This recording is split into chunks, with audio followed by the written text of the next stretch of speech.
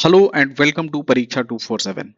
इस सीरीज में हम लोग बिहार पीसीएस में या फिर बिहार के अदर जो भी एग्जाम्स हैं वहां पर जो भी इंडियन इकोनॉमी के क्वेश्चंस पूछे गए हैं उन क्वेश्चंस का हम लोग सोल्यूशन देख रहे हैं, प्लस उसमें कुछ चीजें हम लोग वैल्यू एडिशन कर रहे हैं जिससे इस पर्टिकुलर थीम जिस पे क्वेश्चन पूछा गया है वहां से अगर फ्यूचर में आपके एग्जाम में क्वेश्चंस आते हैं तो आप उनको इजीली करेक्ट कर सकें। ठीक है, बाकी जो भी बिहार पीसीएस में बिहार स्पेशल से पूछे गए हैं क्वेश्चंस इकोनॉमी से।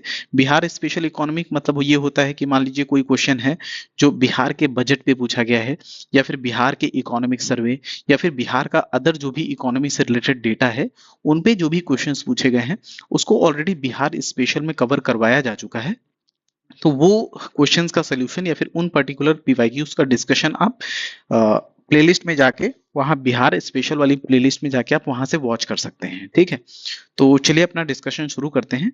उसके पहले एक चीज और आपको बताना है कि जो इकोनॉमी सब्जेक्ट है यहाँ से आपको लगभग 11 से 12 क्वेश्चंस मिलेंगे आपके बिहार पीसीएस एग्जाम में, और इन 12 क्वेश्चंस में से लगभग 6 से 7 क्वेश्चंस ऐसे होंगे जो करंट ओरिएंटेड रहेंगे। ठीक है, करंट ओरिएंटेड का मतलब ये है कि वो क्वेश्चंस जो हैं वो बजट, इकोनॉमिक सर्वे या फिर जो भी रिसेंट डेटा है इकोनॉमी का उससे पूछे जाएंगे। ठीक है, प्लस बाकी के जो 6 से 7 क्वेश्चंस रहेंगे वो आपके बेसिक कॉन्सेप्ट से पूछे जाएंगे। इस वजह से ये पर्टिकुलर जो पोर्शन है इकोनॉमी का, दो यहाँ से क्वेश्चंस कम आते हैं, 10 से 12 क्वेश्चंस बहुत मेजर चंक नहीं है, बट ये बहुत ही लो हैंगिंग फ्रूट है ना। आपने अगर इकोनॉमी को थोड़ा सा टाइम देकर इसको अच्छे से पढ़ लिया, ठीक है, तो आप ये 10 से 12 क्वेश्चंस में से अराउंड 10 क्वेश्चंस आप इजीली करेक्ट कर सकते हैं। तो जो ये 10 मार्क्स होंगे वो आपके प्रीलिम्स क्वालिफाई करने में एक मेजर रोल प्ले कर सकता है। इस वजह से थोड़ा सा इकोनॉमी को सीरियस लेकर थोड़ा सा अच्छे से पढ़ लीजिए आप बजट, इकोनॉमिक सर्वे और करंट अफेयर्स। तो चलिए अपना डिस्कशन शुरू करते हैं। क्वेश्चन नंबर 7 तक हम लोगों ने लास्ट क्लास में ऑलरेडी डिस्कस कर लिया है। क्वेश्चन नंबर 8 से देखेंगे। क्वेश्चन नंबर 8 कह रहा है कि Hindu growth rate is related to, है ना। तो हिंदू ग्रोथ रेट जो है ये किस चीज से रिलेटेड है? ऑप्शंस में आपके दिया गया है money, GDP, population, GNP, none या फिर मोर देन वन, है ना।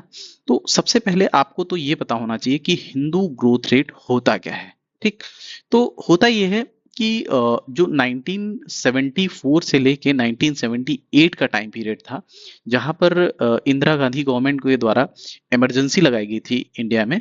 ठीक है, उस ड्यूरेशन में क्या होता है कि इंडिया की जो जीडीपी ग्रोथ रेट है ना, तो जीडीपी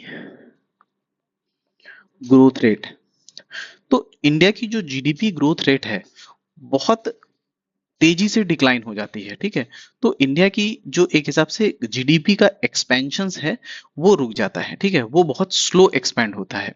इस वजह से इस पर्टिकुलर सिचुएशन को या फिर इस पर्टिकुलर सिनेरियो को जो उस टाइम के इंडियन इकोनॉमिस्ट थे जिनका नाम था राज कृष्णा, है ना, तो राज कृष्णा, अदर स्टेट्स में ये पर्टिकुलर नाम भी पूछा जा चुका है कि हिंदू ग्रोथ रेट जो टर्म है इसको किसने कॉइन किया। तो आपको ये नाम भी याद रखना है कि प्रोफेसर राज कृष्णा जो कि इंडियन इकोनॉमिस्ट थे, उन्होंने 1978 में इस पर्टिकुलर टर्म को जो कि है हिंदू ग्रोथ रेट इसको क्वाइन किया, है ना।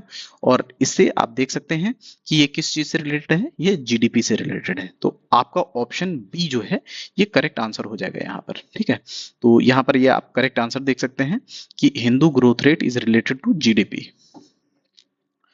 उसके बाद फिर हम नेक्स्ट क्वेश्चन डिस्कस करेंगे। अगला क्वेश्चन है कि द लेटेस्ट पर capita income eight current price is lowest for the Indian state of, है ना। तो इसमें पूछा गया है कि लेटेस्ट पर कैपिटा इनकम जो है वो इंडिया में किस पर्टिकुलर स्टेट का सबसे लोवेस्ट है ना। तो सबसे पहले तो आपको पता होना चाहिए कि ये पर कैपिटा इनकम है ये क्या होता है। ठीक है, तो किसी भी स्टेट या फिर किसी भी कंट्री की जो टोटल इनकम होती है ना, टोटल इनकम, या फिर आप कह सकते हैं कि वहां की जीडीपी जो होती है उसको उस पर्टिकुलर स्टेट या फिर उस पर्टिकुलर कंट्री की पॉपुलेशन से अगर हम डिवाइड कर देते हैं तो हमारे पास जो डेटा आता है उसी को हम बोलते हैं पर कैपिटा इनकम, है ना। तो ये पर कैपिटा इनकम का आप एक हिसाब से फॉर्मूला देख सकते हैं कि टोटल इनकम जो भी होगी उसको वहां की पॉपुलेशन से अगर डिवाइड कर देंगे तो हमारे पास जो डेटा आएगा उसको बोलते हैं पर कैपिटा इनकम, है ना। अब इंडिया के टर्म में अगर बात करें तो स्टेट्स में अगर हम देखें तो बिहार जो स्टेट है यहाँ की पर कैपिटा इनकम पूरे इंडिया में सबसे लोवेस्ट है ना। तो स्टेट्स के टर्म में बिहार की जो पर कैपिटा इनकम है वो सबसे लोवेस्ट है। अब बिहार की पर कैपिटा इनकम कितनी है ये भी आपको पता होना चाहिए। तो बिहार की पर कैपिटा इनकम लगभग 70,000 के आसपास है ना। इसका मतलब ये नहीं है कि बिहार का हर पर्सन 70,000 कमाता है। क्यों? क्योंकि हो सकता है कि कोई पर्सन हो वो 10 करोड़ कमा रहा हो ईयरली और कोई पर्सन हो वो केवल 5,000 ईयरली कमा रहा हो। बट होता क्या है कि जितनी भी वर्किंग एज पॉपुलेशन है उसको डिवाइड करते हैं एक हिसाब से total income divide by working age population, है ना। तो उसके बाद जो डेटा आता है एक हिसाब से एवरेज जो डेटा आता है उसको हम बोलते हैं पर कैपिटा इनकम। तो ये बिहार के लिए 70,000 है। तो बिहार सबसे लोवेस्ट स्टेट है। अब बिहार से थोड़ा सा ज्यादा जिसकी पर कैपिटा इनकम है वो है यूपी, है ना। और यूपी की कितनी पर कैपिटा इनकम है? यूपी की है 1.2 लाख, है ना।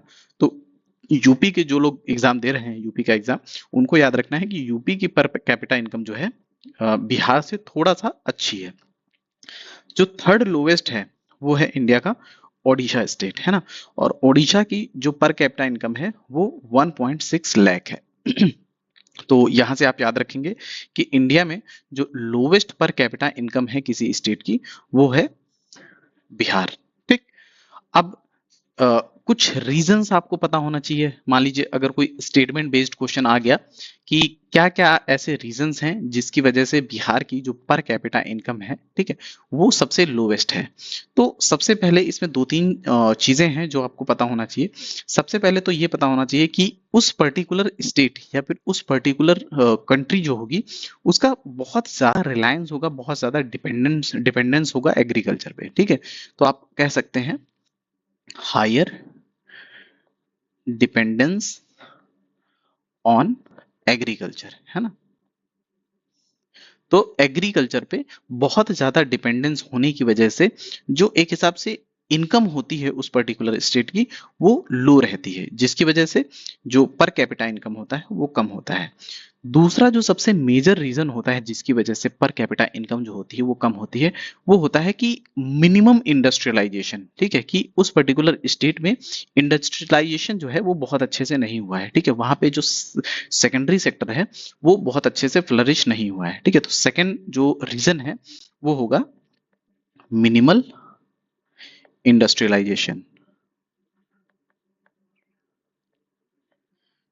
उसके बाद जो थर्ड मेजर रीजन है जिसकी वजह से किसी भी स्टेट या फिर किसी भी कंट्री का जो एक हिसाब से पर कैपिटा इनकम होता है वो कम होता है, उसके पीछे जो सबसे एक मेजर रीजन होता है वो ये भी होता है कि वहां की जो पॉपुलेशन होती है वो बहुत तेजी से ग्रो होती है, ठीक है। तो जैसे अगर हम बिहार का जो एक हिसाब से पॉपुलेशन डेंसिटी है, ठीक है, वो 1106 है, ठीक है, कि 1 स्क्वायर किलोमीटर में 1106 लोग रहते हैं, ठीक है। जो शो करता है कि इंडिया के अगर सारे स्टेट्स को हम देखें तो सबसे ज्यादा पॉपुलेशन डेंसिटी बिहार में है ना। जो कि एक मेन रीजन बन जाता है कि इंडिया जो बिहार है उसकी पॉपुलेशन जो है उसका पर कैपिटा इनकम बहुत कम है ना। तो थर्ड ऑप्शन यहाँ पर थर्ड जो रीजन है वो क्या है कि rapid population growth, rapid population growth, है ना। तो हम लोगों ने बहुत डिटेल में इस पर्टिकुलर जो पर कैपिटा इनकम वाली चीजें हैं, है ना, उससे रिलेटेड हम लोगों ने डिटेल में डिस्कशन कर लिया है। अगर क्वेश्चन इस पर्टिकुलर थीम से आता है तो बहुत इजीली आप यहां से क्वेश्चन जो है वो करेक्ट कर लेंगे। उसके बाद फिर नेक्स्ट क्वेश्चन देखेंगे कि the GDP growth rate in India increase या फिर डिक्रीज फ्रॉम 7.2% इन 2017-18 टू व्हाट परसेंटेज इन 2025 या फिर 2026, है ना। तो जो जीडीपी ग्रोथ रेट है इंडिया की, वो 2017-18 में 7.2% थी, ठीक है। और 2025 से लेके 2026 वाला जो फाइनेंशियल ईयर था, इसमें पूछा है कि इंक्रीज हुई है या फिर डिक्रीज हुई है इंडिया की जीडीपी ग्रोथ रेट, है ना। तो आपको पता होना चाहिए कि अभी की जो 2025 से लेके 26 तक की जो जीडीपी ग्रोथ रेट है इंडिया की, है ना, वो उसका जो फाइनल डेटा है, ये एस्टिमेटेड डेटा यहाँ पर मेंशन है कि 7.3%, बट जो फाइनल डेटा आया था उसमें इस पर्टिकुलर फाइनेंशियल ईयर में इंडिया की जीडीपी जो ग्रोथ रेट है वो 7.7% रही थी, जिसका मतलब है कि इंडिया की जीडीपी ग्रोथ रेट जो है इंक्रीज हुआ था। तो आपका ऑप्शन जो है, ठीक है, अगर आप इसको 7.7 कर लें तो ऑप्शन डी जो है वो आपका करेक्ट आंसर हो जाएगा, ठीक है। तो यहाँ पर ये डिक्रीज नहीं इंक्रीज हुई है, ठीक है।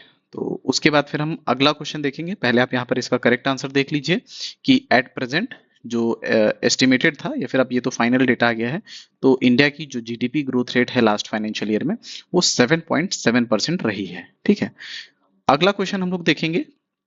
अगले क्वेश्चन में कह रहा है कि in the recent union budget finance minister has increased the foreign direct investment limit in insurance sector from the present, है ना।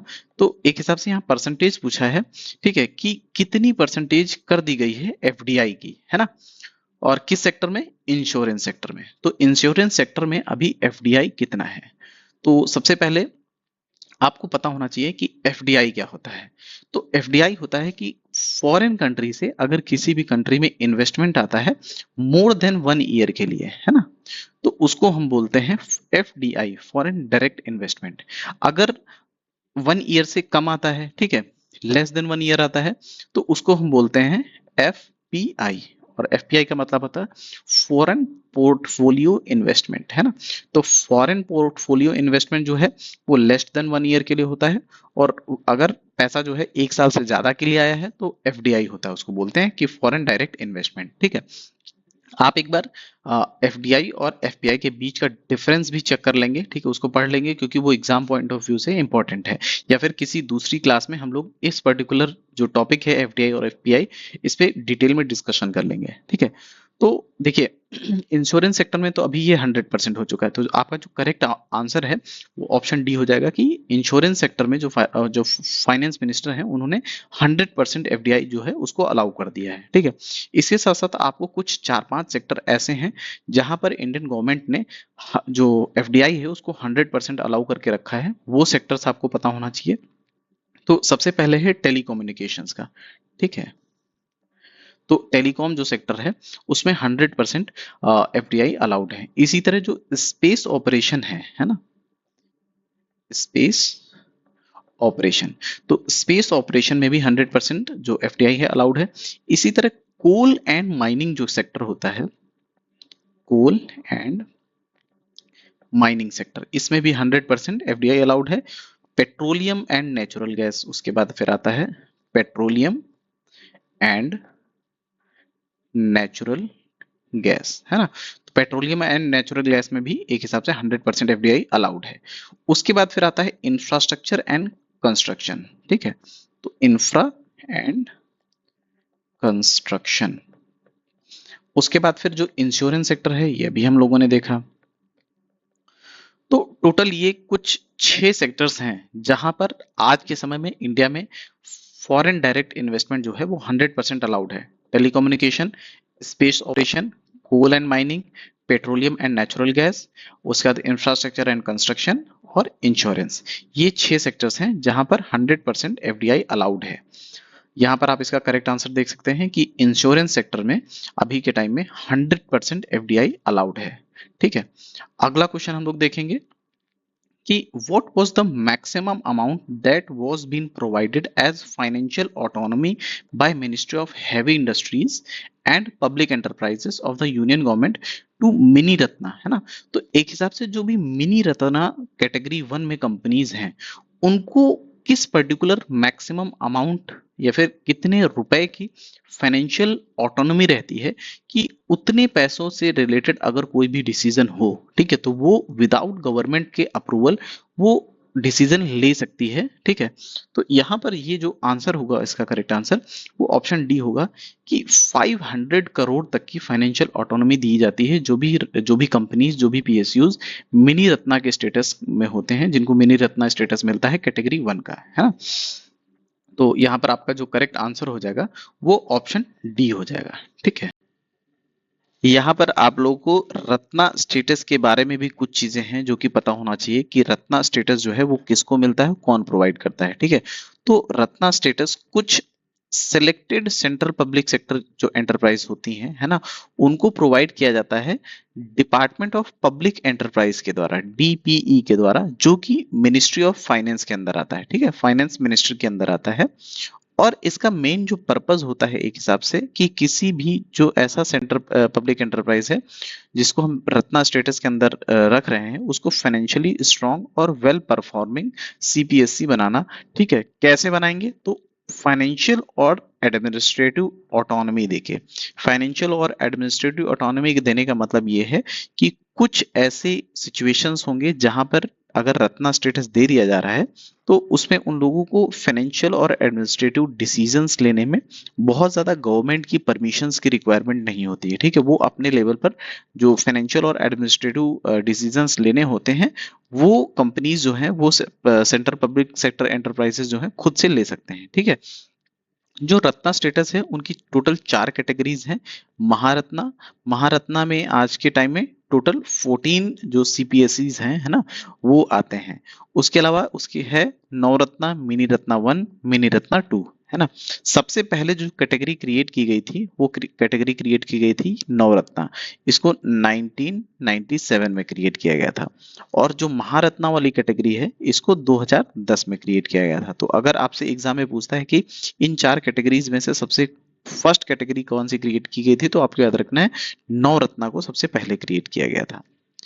अगला क्वेश्चन हम लोग देखेंगे। अगले क्वेश्चन में कह रहा है कि पर capita income of a country is obtained from, है ना।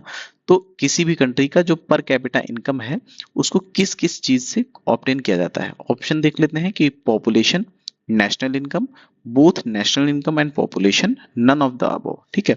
तो हम लोगों ने जो एक हिसाब से पर कैपिटा इनकम का फॉर्मूला देखा था, पर कैपिटा इनकम का फॉर्मूला हम लोगों ने देखा था कि किसी भी कंट्री का टोटल इनकम होता है जिसको हम लोग नेशनल इनकम बोलते हैं, या फिर उस कंट्री की जीडीपी, है ना, उसको हम डिवाइड कर रहे थे उस कंट्री का पॉपुलेशन से, ठीक है।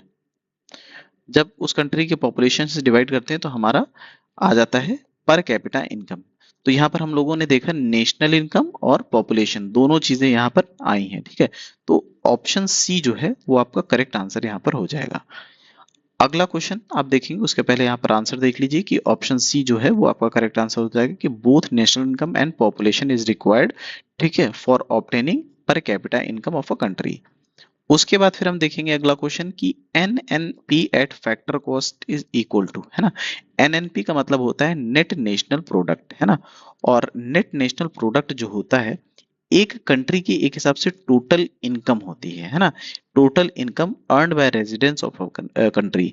तो यहाँ पर जो करेक्ट आंसर हो जाएगा आपका ऑप्शन डी हो जाएगा कि एनएनपी जो है वो इक्वल टू होता है कि national income of a country, ठीक है। तो यहाँ पर ऑप्शन डी है जो आपका वो करेक्ट आंसर हो जाएगा। तो हम लोगों ने इस पर्टिकुलर टॉपिक के सारे क्वेश्चंस जो थे वो डिस्कस कर लिए हैं, ठीक है। नेशनल इनकम के टॉपिक्स हम लोग नेशनल इनकम के जो भी क्वेश्चंस थे उनको डिस्कस कर रहे थे। तो अगर आपको कंटेंट पसंद आ रहा है तो चैनल को सब्सक्राइब करके और टेलीग्राम ग्रुप को ज्वाइन कर लीजिए। और जो भी बिहार स्पेशल के ऑलरेडी क्वेश्चंस का डिस्कशन करवाया जा चुका है उनको भी जाकर एक एक करके कंप्लीट करिए, ठीक है। Thank you so much.